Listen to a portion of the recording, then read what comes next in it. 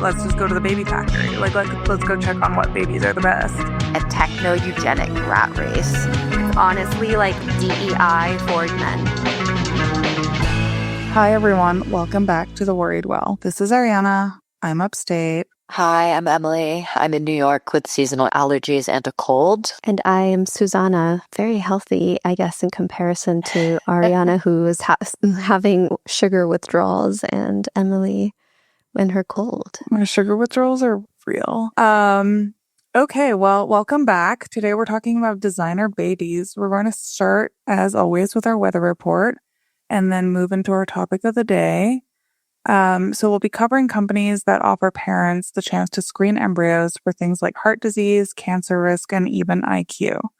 From embryo screening startups, fertility tech is no longer just about solving infertility. We're entering a new dawn, a new day that's all about choice, control, and optimization. And with that, I will kick us off with the weather report. So welcome, besties, to the weather report. We have a changing wind direction for Pfizer's cardiometabolic franchise as they ditch experimental obesity pill after a phase 3 trial participant gets a liver injury. This, of course, meant that Novo Nordisk and Eli Lilly shares have risen in response, But looking ahead, Viking Therapeutics has an asset that could be Pfizer's chance to tap in and potentially knock out the Novo and Lilly duopoly. That's so interesting. I wonder if we're going to see more like obesity pills as opposed to the tummy shots. I mean, I don't know what they're called. I'm calling them tummy shots. Yes, the self-injected. Yes. So that's so good. This is actually super timely because I just got, I'm subscribed to Endpoints, and I just got an email that said that the IRA, or that Trump expressed support to remove the pill penalty from the IRA, so the Inflation Reduction Act of 2022 that Biden signed into law. And it did have a negative policy spillover effect in the sense that it is effectively incentivized for more complex drug manufacturing because it made small molecules eligible for CMS pricing negotiation 4 years sooner than complex molecules.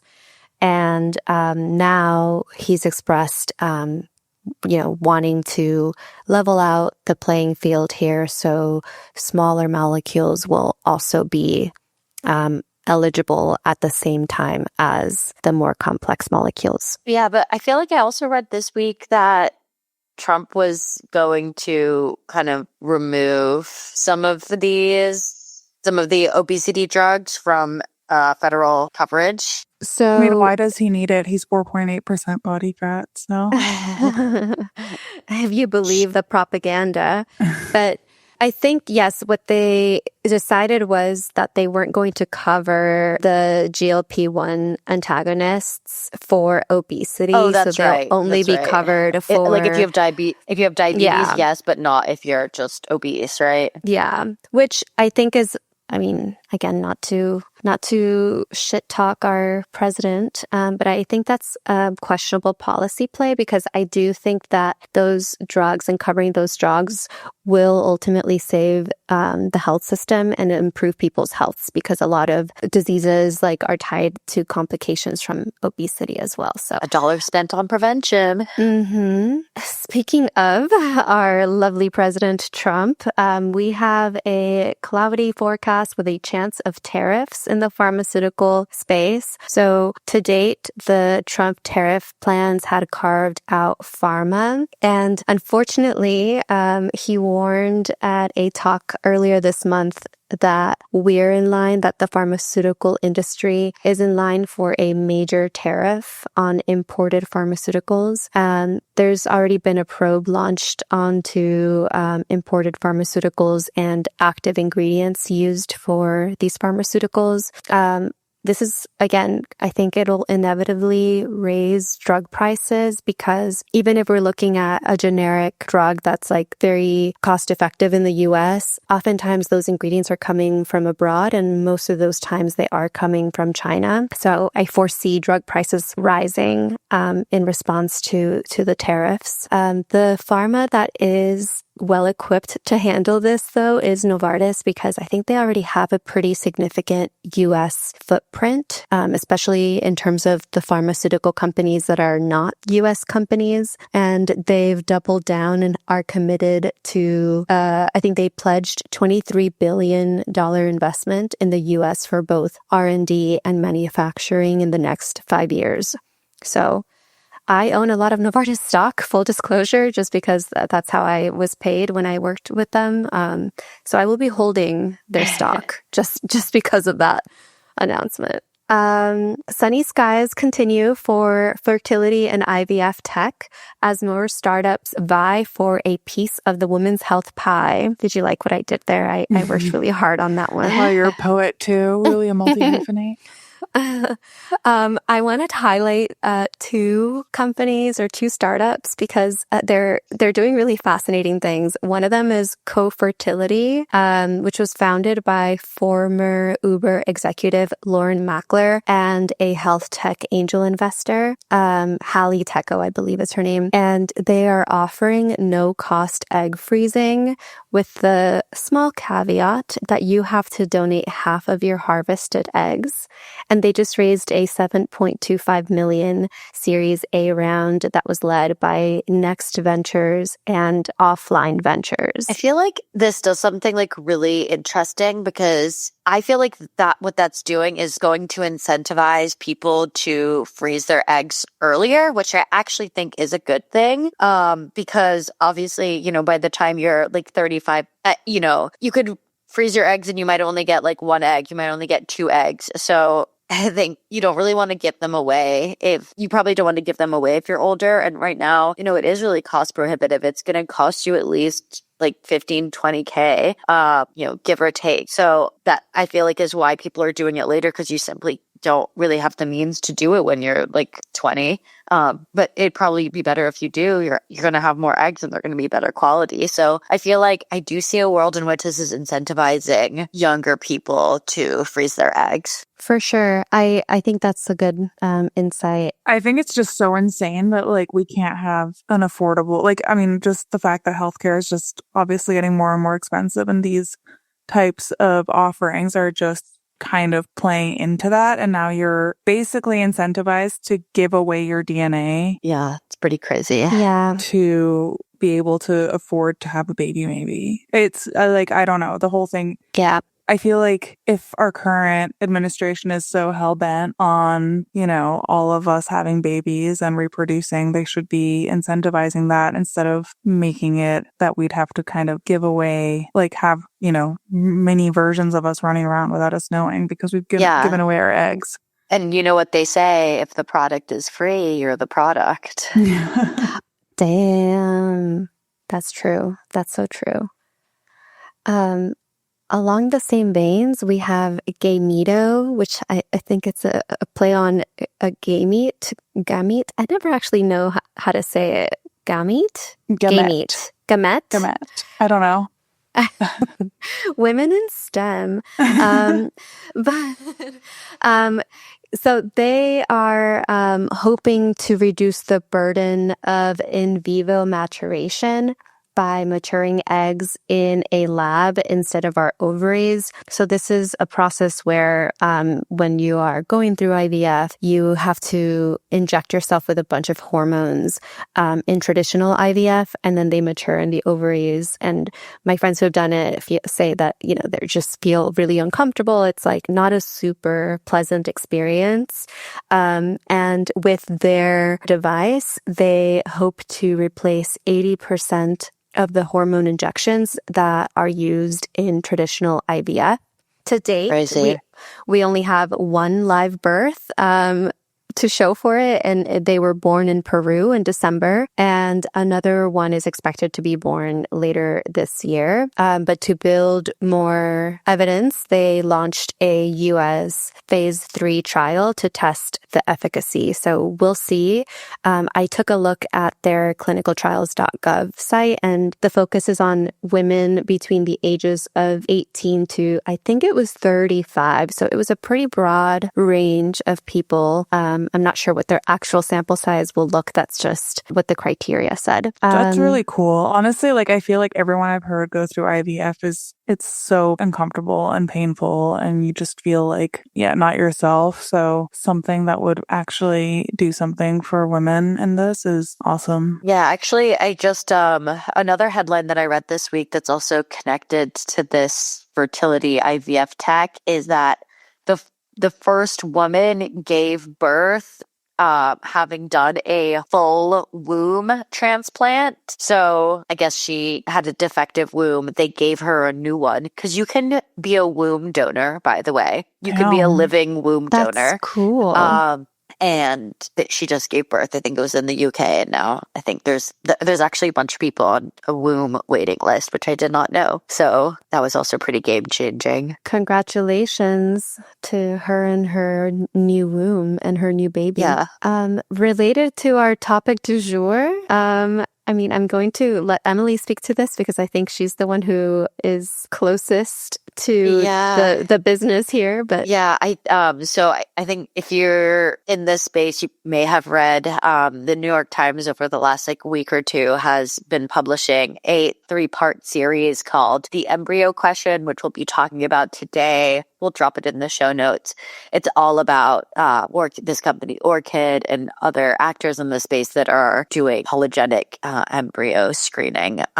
My favorite quote from a founder, Nora Siddiqui, I think she's a Peter Thiel Fellow, and is the founder of Orchid, and I think this just really encapsulates kind of the direction we're going in, is sex is for fun and embryos are for screening babies. So that's where we're going. I feel like that could have been quippier. They need to work with someone on that one. It could have been more quippy. That's true.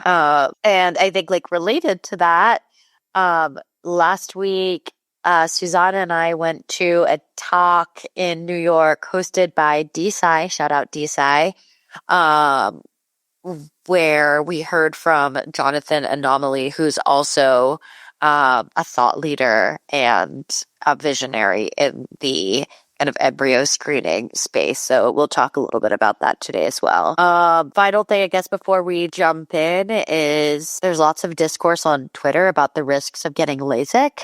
Yeah. I don't know if you guys saw this, but I very quickly looked at it and moved on with my life. But it was pretty much like someone was saying, oh, like how you feel about LASIK. It tells me all I need to know about like your understanding of statistics. And I think I'm going to agree with them. I think, the chances of like complications are so low, but it really just takes like that one person who's like the 0.1% of a complication for it to go viral and have fear mongering. That's all I have to say about that. I think the actual crux of the discourse was more like it started out as saying it's an IQ test, and then kind of segued to being about your understanding of risk. Okay. And yeah, the main point that people were reaching is that it's catastrophic. If you're in that like 3 to 5% of complications, the risks can be so bad that it's actually not a good idea to do. And then adding to that, how almost everyone, who has it has a horror story to go along with it. Like, it was great, but I can't drive at night. Or it was great, but I see shapes. Yeah. I feel like someone this week told me that anything you have 2 of in your body, you can risk getting rid of one of them. So like you have 2 kidneys, you can survive without a kidney. You have 2. So you should just do like a single eyeball. You have 2 eyes. Go off. Single eyeball. You have 2 eyes. And so some of the tweets were talking about how you should like sequence it, do one eye after the other. Yeah, so. That's like the best way to do it. For real? I feel like that would throw off your brain. I've known people who worked in LASIK who wouldn't get it, so. Yeah, like the whole procedure, it's like they slice open a part of your eye, right? Like yeah, that. but you get Valium. I don't know. It honestly feels like yeah, going back to the risk thing, it kind of feels like also it's one of these like hyper emotional things, the way people feel about like nuclear energy. It's like 99% going to be fine, but then the 1% is just so catastrophic that, people are kind of paralyzed by the idea of doing it. And it feels kind of similar with LASIK. I don't know. I support anyone's choices if they want to get LASIK. Do you have LASIK? If they don't, yeah.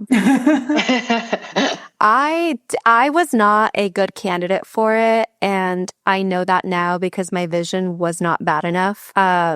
So that's what I learned after the fact. So would I do it again? No, because my vision wasn't that bad, but like my experience was fine. So yeah, I can see. Yay. Anyway, yeah, I think we should just dive in. Okay. All right. So before going to this talk last week, I really didn't know the details of embryo screening.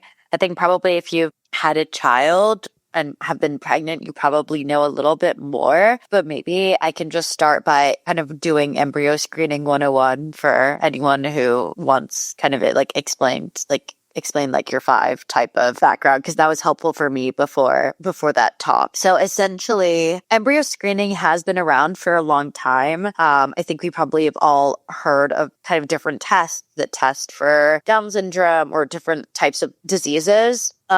Genetic testing, infertility actually started in the 90s, but they were doing single gene screening, and it was mostly used to determine the sex of an embryo, and that could then help to inform or mitigate for risks for certain like sex-dependent diseases like Duchenne, like DMD, Duchenne muscular dystrophy, which I guess impacts boys more than girls. So that's kind of like where it started. It's been around for what is that? 30, 35 like years. 90s. Yeah.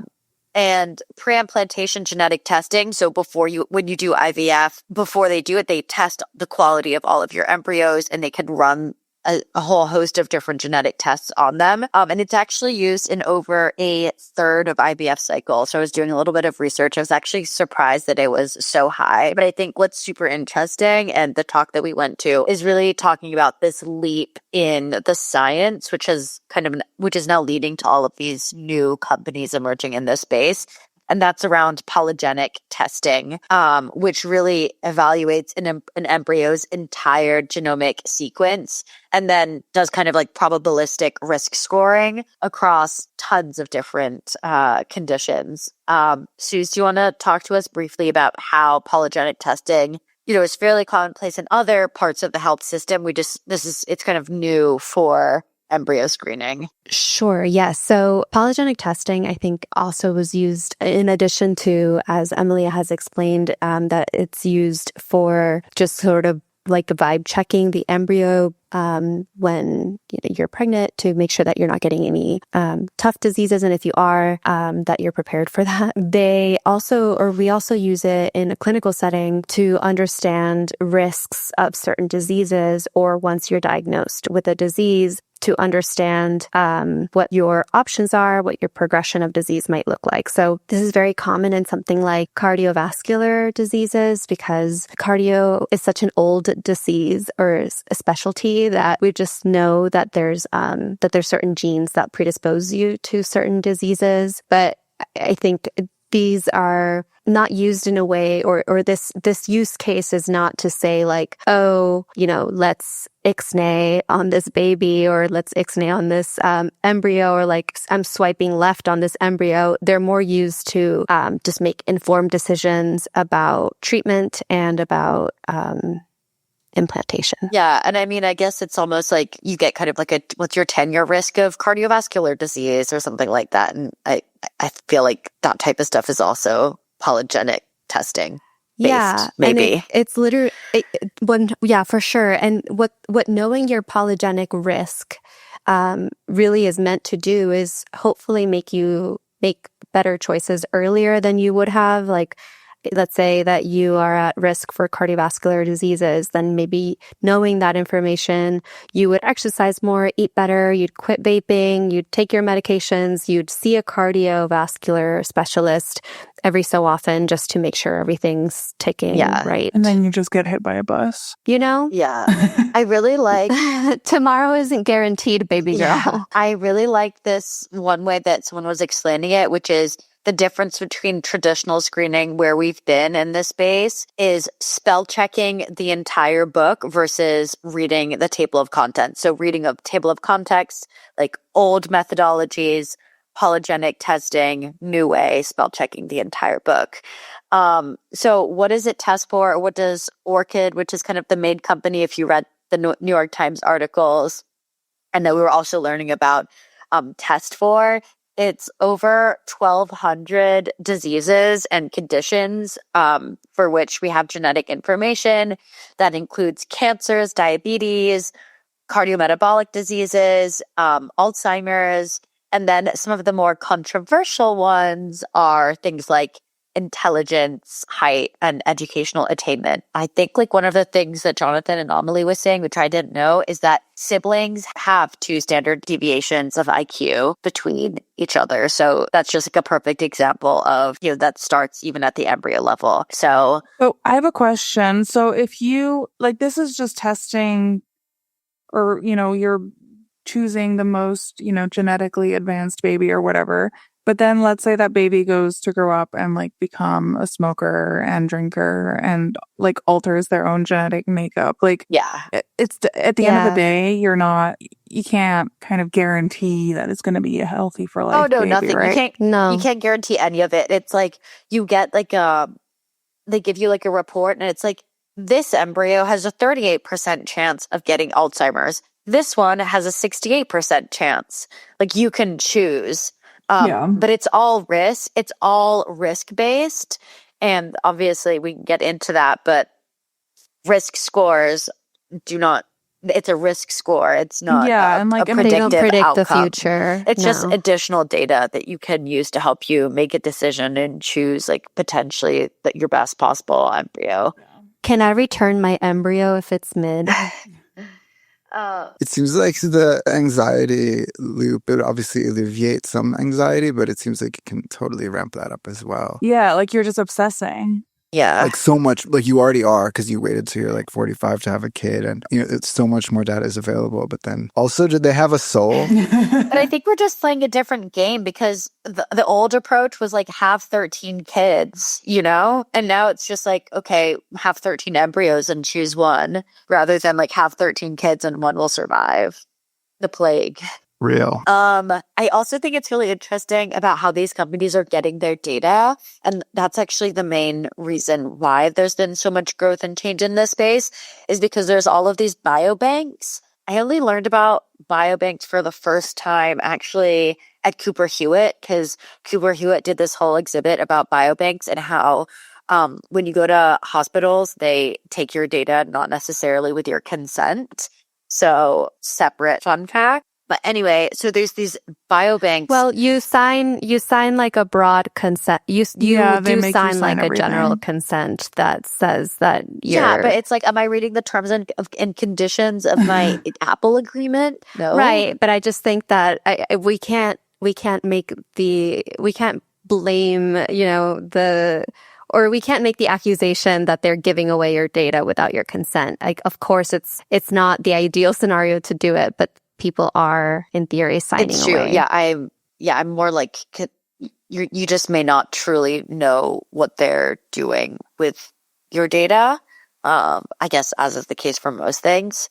But yes, you consented. You just may not be fully aware of what that entailed. But yeah, so these biobanks essentially are what allow them to do the polygenic testing. And so where we have the biobanks is then going to shape these risk scores, and most of them are, so I guess like in the UK, there's a really big one which has like 500,000 individual, I think, pieces of DNA. They're all over the world, but definitely more predominantly in like North America, EU5 countries. That's what they use. They use various different machine learned techniques to actually create these risk scores. I'm not sure if the New York Times article touched on this, but when I was looking into Jonathan Anomaly, I came across this article that was pointing out. So when they use the UK biobank, I don't know whether they included in their protocol request or what have you that they planned to test for IQ, because I've helped in my previous role launch biobanks. Cool. It's part of like health system strengthening, because it allows you to have a better sense of like how your population is going to any common illnesses in your population. It allows you to do a lot more research and be more informed. But they have very strict, like, this is what you can do, this is what you cannot do. And my understanding, based on, I think it was The Guardian, I need to look for it and I can include it in the show notes, but apparently they did not disclose, and the UK biobank does not allow for IQ as like a testing thing. And I think the UK, it's also illegal to do that kind of testing. Yeah, I think that's a really interesting point, because I don't think that all of these fertility or embryonic screening companies are necessarily using the same data sets. And I have no idea which ones include some of these more controversial readouts around things like IQ. So Heliospect is the stealth startup that Jonathan Anomaly is working for, and they are testing for IQ. And they say, like, quote, IQ and the other naughty traits that everyone wants. And by that, they mean like sex, height, like risk of obesity, risk of mental illness. Yeah. Did he pick his last name? Yeah, I was about to ask that. We asked him. Wait, really? Yeah, we asked him at the event. He said he changed it in college when he was at Stanford, or I think. That's insane. At Berkeley. Yeah. If all of this didn't feel cloaked in the vibes of Silicon Valley, it would feel far less sinister. Yeah. I thought like one thing that really stuck with me. So he was saying that with the IQ stuff, you could have like up to 10 to 15 points of increased IQ potentially if you select like a high IQ embryo. But then he was saying that there is potentially also this scenario where you are kind of screening in inadvertently things like kind of like, what was it, like sociopathy or something? Because like people who are high IQ also, are more likely to have like sociopathic traits. You get a dark triad, baby. Yeah. Yeah, exactly. Yeah, but he was also A hot but serial killer. yeah, or like, but he was saying that overall high IQ is better for society, because if you're high IQ, you have like more pro-social cooperation tendencies, and then you're more likely to do things for the greater good of civilization. So it's been, it was really interesting. More effective altruist dog whistles. Exactly. We need we need more SBFs in this world. Except he definitely caveated that statement by being like, well, but like natural selection, like as if everyone is like super pro-social and like nice and whatever, then like natural selection will start selecting for these like narcissistic psychopaths who are going to take advantage of the nice people. So, it's an ebb and flow, I guess. Yeah.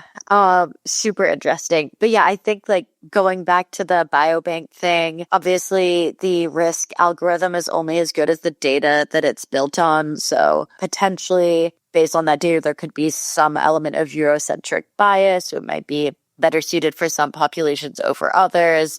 And of course, these are just predictive. I think someone was mentioning this before as well. Like you could, if you end up just smoking and drinking, obviously you're not guaranteed a super healthy life, even if you were the chosen one from at the embryo stage. I mean, I think also it's really interesting to talk about the broader cultural context of this. Obviously, people are having kids later. Rent in New York is like $4,000 a month for a one bedroom. How are you supposed to raise a family? But the main challenge is obviously that biology didn't get the memo. So I think we were talking about this a little bit before, but I think that once you're in that IVF egg freezing pipeline, I don't think it feels like so crazy to add embryo screening on as an add-on. You know, you're already spending $10K, $14K. What is an additional couple thousand to make sure that... Yeah, I feel like at that point I would. Yeah. I thought that actually, I think it was in either the Guardian article or one of these New York Times one, there was some really interesting quotes both from Siddiqui and one of her investor friends. It says, I think Noor Siddiqui was saying, many of my friends who are younger than me are already doing egg freezing or embryo banking with their partners. They get engaged and they make embryos and they plan to have kids in 10 years, whatever.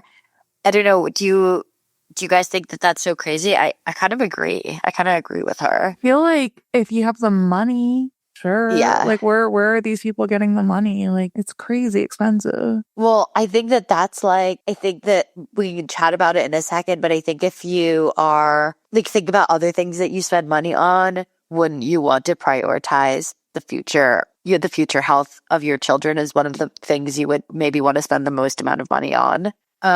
Yeah, and I guess if you're doing it with your partner, then at least you're splitting the cost. Yeah, and this other one, so yeah, Masha Boucher, who's a friend and investor in Orchid, we have access to data on so many less important things. I've been calculating my calories since I was 10 years old. I track how much time I sleep. I have financial app. Why wouldn't I use something that helps with such a major decision over the health and future of my child? So I think it's just like that. A good encapsulation of that biohacking, data tracking culture that we're in right now. Yeah, I think my pushback to something like that is if you're trying to like biohack, it's almost giving like too much false hope on this because there's no like guarantee, right? So like we said, polygenic scores are not predicting the future. And, you know, a lot of these traits like height, intelligence, mental health, they're all triggered by so many different genes. It's not just one code. Yeah.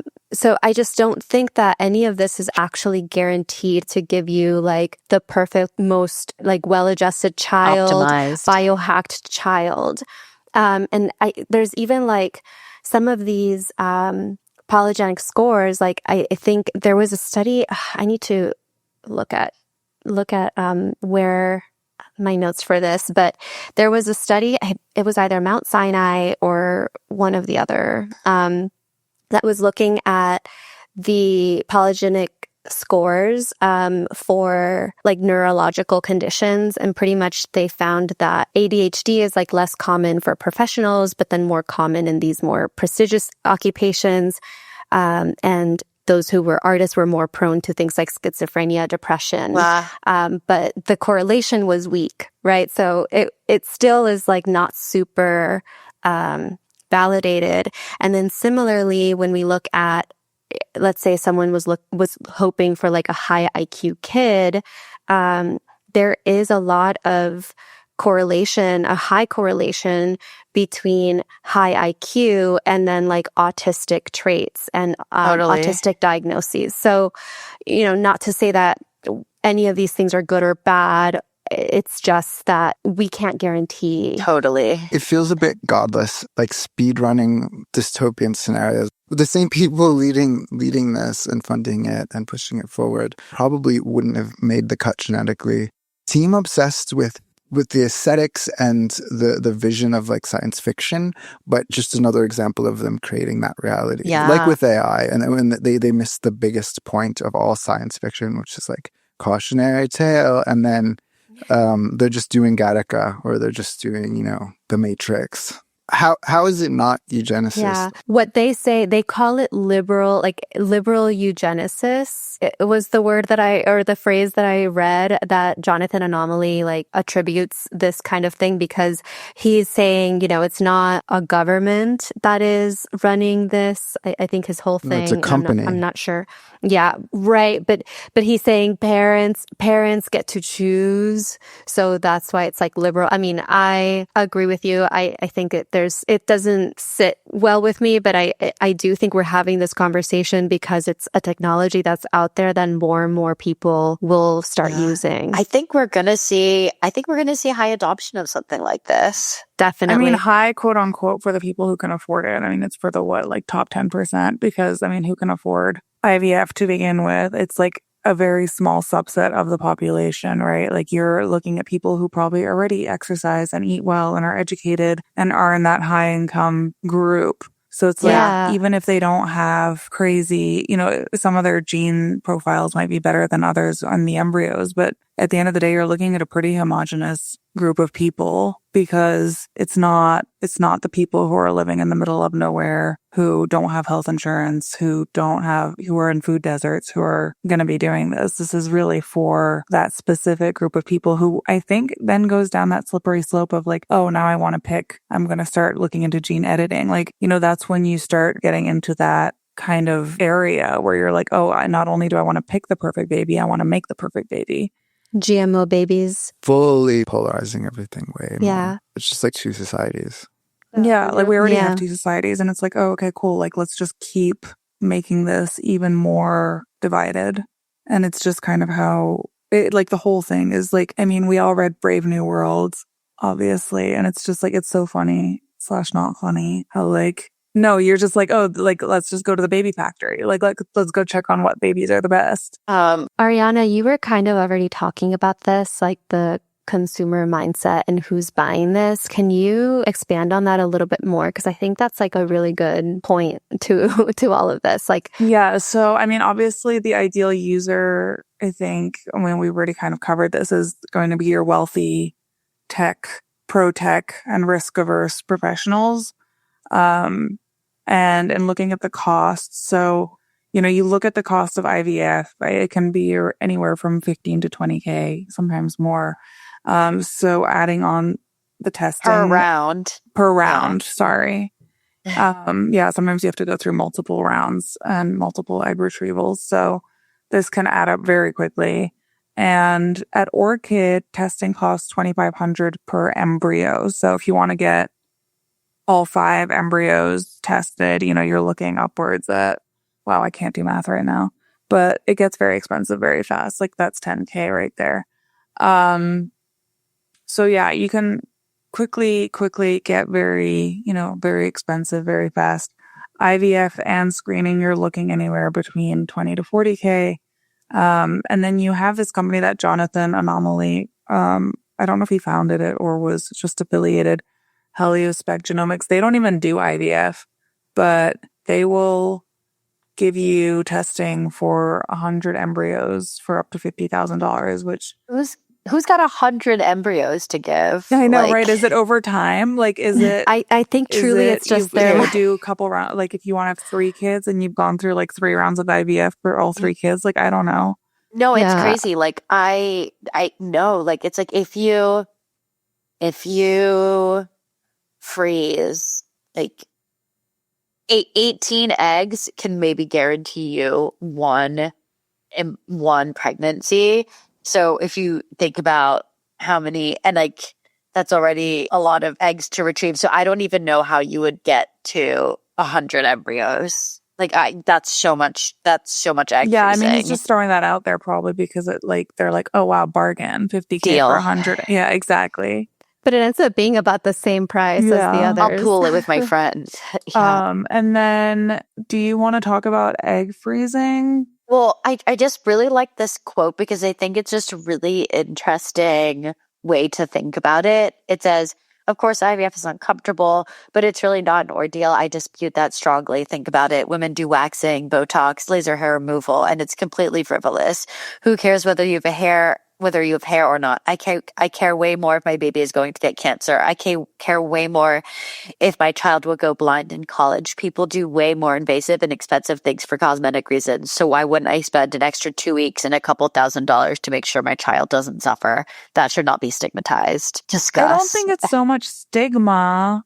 I think it's just like there's really no guarantee. I mean, like, sure, but it's like at this point, I would prefer to conceive naturally than to go through IVF, having seen my friends go through IVF and egg freezing. Like, it seems like this is very much kind of moving away from natural conception altogether. Am I wrong in that? Or is that like, No, I feel like that's like exactly that quote from Noor: sex is for fun and embryo screening is for babies. Yeah, which I just find like maybe I'm turning into like Elon and Trump, but like I just find that to be strange. I will disagree because Elon's only made babies from IVF. Elon for sure is doing this. Like, that's true. But he's not preaching that. Yeah, he's 1000% all over that. And I don't think that man has ever, he might be a virgin. He's not banging these ladies. These gentle women. This is true. You think he's banging? Oh, no, I said I thought he was bang king. Like, I think he's got like... I was like, he's definitely not banging. I think he's banging and his banking. The whole like trope of like Gen Z doesn't have sex, like exporting to society at large and dividing sex and procreation is wild. It's like rewriting thousands of years. Yeah, that's the world we're living in.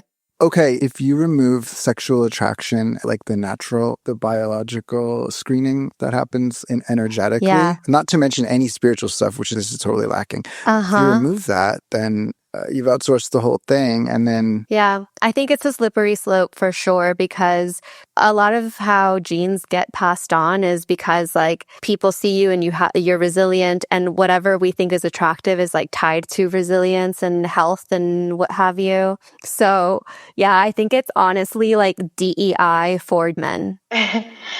So good. It removes incentive to do literally anything. Yeah. Why would you go to the gym or... Well, no, I think that is still really important because you still need, and I didn't even get into this, we'll get into our next episode, you still need to have really high, everyone needs to be optimized, like you need to be eating healthy, not drinking to make sure your eggs are in really good shape. You need to be, taking your folate, eating your spinach, whatever. And then men too, right? So like everyone should still be incentivized to make the healthiest potential embryo. And then of those successful embryos, you're then making sure that the one that you select doesn't, you're screening out things like schizophrenia. It's interesting, I think becomes more complex when you start trying to screen in for things like height, stature, which don't necessarily correlate with better health outcomes, because now you're not prioritizing your kid's health, because we know that shorter people tend to be healthier. So it's like then things start to get... I mean, they live longer. They live longer, yeah. And they have less like neural and like cardio problems. Yeah. So it's like, I don't know, then when you start selecting for things like height, I think it gets weird. We're just going to have a bunch of like tall, handsome, very unhealthy people for a while. Short kings will be extinct or high demand. Yeah. I just feel like as people, like, I think for now it's like this thing that's like exclusive, most people can't access. So there's a lot of excitement around it. Wealthy people like will be using it. But just like Botox and plastic surgery and BBLs like became so commodified, I think this like idea of like the commodified womb is also, or like it is also going to like backfire eventually, because as it becomes like, you want to be an organic baby? Yeah, I think at some point you're not going to want to have a GMO baby, and you're going to be like, yeah, that's homegrown baby. Like, that's all American meat. Yeah, I mean, it's true. Like, look at everything that's happened with like Botox and like plastic surgery. Everyone looks the same. And now Amy Lou Wood is like so popular because she actually looks like a real person. True. That was fucked up on SNL, by the way. So fucked up. That was insane. It was dumb. Like, it wasn't even like funny. And they threw in a fluoride It remark. was just like not funny. All right. Okay. So we need to screen in for buck teeth. Got it. Noted. Yeah. I love a tooth gap. I think tooth gaps are Me so too. beautiful. They're so cute. I'm going to ask for that. You hit on something where alcohol kind of flipped, where you're attributing it now to healthier. Yeah, I mean, they tell you. Whereas before, alcohol was quite responsible for many conceptions. Well, yes, this is true. Exactly. No, but I'm saying, like, if you're doing egg freezing, they tell you, like, don't drink too much. Like, you're not allowed to drink while you're doing it, like, to optimize, in the spirit of optimization. But yes, then you're kind of missing the bigger picture of just, doing it the Lindy way, where maybe alcohol would help. Oh, yeah. Shall we talk about ethics? I feel like we can keep this short and sweet since I think we kind of touched on it earlier. Yeah. Do you want to? I mean, well, I feel like you can kind of go for it. I think it's just interesting. I mean, obviously, U.S. Wild West policy is not caught up with technology here. This is one where I wanted to say something on the policy. So we know, like, this is normal. How, like, policy is usually not like the forefront of innovation. I think oftentimes just the way that our governments work, we like policy will follow the innovation. And one thing that I'll never forget, and like why I think policy shaping is so important, is back a few years ago when Novartis was the only company that was creating CAR T drugs, which we can get into explaining those in a future episode. But effectively, it's just like re-engineering your own T cells and then injecting them into you, or you can do off-the-shelf options. But that's just what we had at that moment, and we had to sometimes work with hubs. So like, let's say Singapore would be the hub for a certain region of Asia because they couldn't travel for super long distances because, as you could imagine, it just is a very sensitive biological material. And what we learned was that when those like modified T cells were injected into the patients, technically the patient was considered a GMO. And like, if there was any sort of like international like rule to apply here, it was like agricultural GMO laws, because we just didn't have a law that addressed this on humans. So yeah, I feel like it eventually is going to have to catch up because this is moving at lightning speed. Yeah. I mean, it's like different countries here have totally different regulations. I think definitely the US is the most free right now. I think there is a lot of controversy around what the policy should be. I don't know if we'll get one anytime soon. But I know that like friends in France, for instance, you can do embryo select, like you can make IVF and do embryos, but they won't even tell you, you can't even select what the sex of the embryos is, versus in the US, you can know all of that information. They do all of the testing on them. In Europe, I think in England as well, they don't allow you to find out the sex of your embryos if you do IVF. So it's just like and then in other places, it's even more restrictive. So it's very interesting how it's totally different depending on where you live. Although, one related note is I do feel like that there is like a booming industry of egg freezing travel. So I feel like I do know people who'll be like, oh yeah, I'm going to go and do my egg freezing in Spain. Or I'm going to go and do my egg freezing in, I don't know, Georgia, because it's cheaper. So I don't know what happens to your eggs then. Like, do you leave them there? What happens when you want to do this? Can you just quickly FedEx them over? I'm actually not sure. Is that like, instead of a baby moon, it's like an oocyte moon? But yeah, at least if you're here, you can pretty much do whatever you want with them. It's crazy that England doesn't allow you to select for sex, but then they allow for abortion like up to 6 months, which is nuts to me. I'm like, that's so, like, be lax or don't be, Oh my God, Ariana. France wasn't even allowing anyone to do IVF for a while, or really heavy restrictions. Yeah. Yeah. It definitely is way more restrictive. What, like, is there ethical? Is it just because healthcare is included? Yeah. Because it's And paid it's too for by expensive, tax dollars? Or are there like ethical concerns about IVF? I think it's because they're kind of trad. It was just more conservative, I thought. Yeah.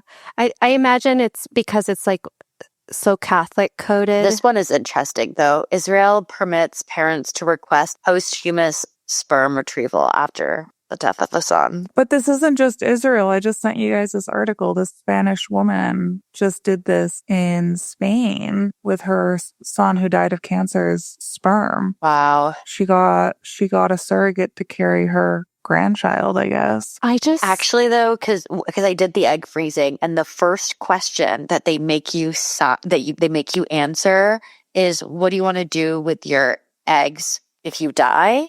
And you can either give them to someone else, or they can destroy them.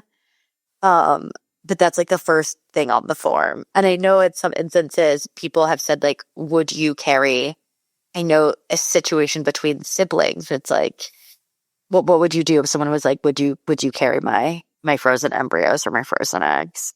didn't Phoebe do that in Friends? Or I guess it wasn't IVF. Oh, Maybe it was wow. IVF, but it wasn't. I don't remember how they did it. Turkey baster? It was no. I think it was IVF because it couldn't have been traditional because they were siblings. Yeah. So it was like the wife's egg and Crazy. I really like I promise I'll stop reading quotes, but this was just another one I really liked from Dr. Hayes. This is from a long time ago, from 2008, from the Center for Genetics and Society, who is kind of echoing some of what you guys are saying around concerns around a neo-eugenic future.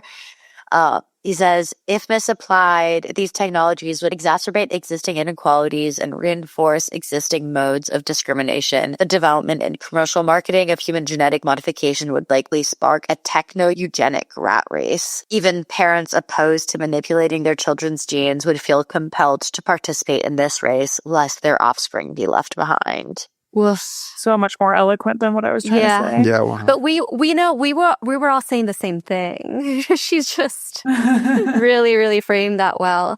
I guess one of the questions that I have as I look into all of this, it's like, maybe this is a me thing because even like with Israel and Spain, that lets parents like request their dead son's sperm. I just don't think that I have it in me to crave for my genetic profile to go on that bad. Like, You don't like, want to clone yourself? no, I mean, I have a friend who we were all having breakfast in Italy and she's like, hey, would you guys like clone yourselves like and have yourself as a kid if you could? And we're all like, no. And she's like, oh, just me. But I mean, we all agreed that we would all clone her as our kid. We just wouldn't clone ourselves. I love that. But no, that's like very much not something that I have. And maybe that means that like I don't have the natural like survival instinct. But like if you were so like hell bent on like choosing for specific like gene profiles, why not adopt, right? Because if you adopt like a slightly older baby, like, or a slightly older kid, you get a sense of whether they're athletic, you get a sense of what their IQ might be. Or if you like adopt a baby, you're choosing from babies, like those babies all had their general like polygenic screening. I feel like to me that feels like the more Yeah, I feel like also I used to say that a lot too, like just adopt, but like my friends just waited 3 years for a baby. Like it's so hard yeah, to get a baby through adoption. Like it's really, that's true. it's not I totally admire it and I think it's an amazing thing that people do, but yeah, it's really hard to, quote unquote just adopt. Yeah. So where do we go from here? I don't know. I feel like we're just scraping the surface. We didn't even talk about any of the CRISPR stuff, unless there's any final mentions about the Chinese scientist anyone wants to make. I feel like that's going to be a whole other episode. Like we can talk about actual like gene editing maybe in a future episode. Okay.